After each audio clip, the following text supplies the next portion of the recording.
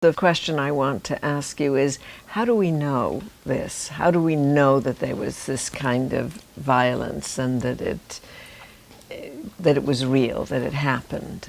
We know because enslaved people remembered it. We know because mistresses wrote about it.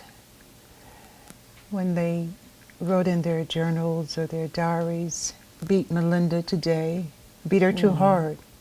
Or when their husbands wrote them letters and said, why did you beat her so hard? Why did you beat her so long that her back was bloody? When husbands tried to corral their wives and said, you're more violent than I am. And it's the same thing the slaves said when they remembered slavery, that mistress was far worse than master. And so the sources are the same sources we use to understand any problem, question relating to slavery. It's becoming clearer and clearer. You know, we also had this idea that even a public space like the auction block was not a space for women. Because it violated notions of domesticity, right? It was not a place for white women. For white women, exactly.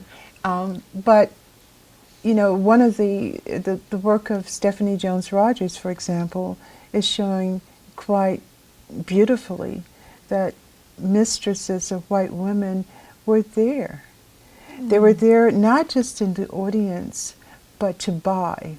And so when we think of masters, you know, and the auction block, we think of men handling enslaved bodies, including the bodies of enslaved women, and inspecting them in every place that, you know, they could. And so now we have to imagine women, white women, doing this kind of work, inspecting slaves for their soundness. And there's young scholars who are working on another fascinating part of this, is wet nursing, right? And what it meant to put your child out to wet nurse, or to have a slave woman wet nurse your child, the impact of that on the space of violence and on both black and white women and the children, no less. So the sources are very powerful. That's completely fascinating. So how does a child, a white child, male or female, who's been wet nursed by a black mammy for a number of years, and then presumably cared for, possibly even by the same nurse, how does that child then learn to be violent against?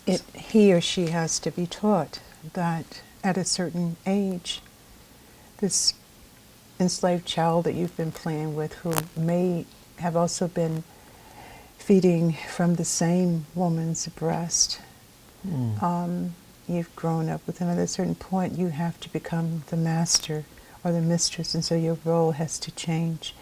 And so that's a very deliberate part of the educational process of training up slaveholders.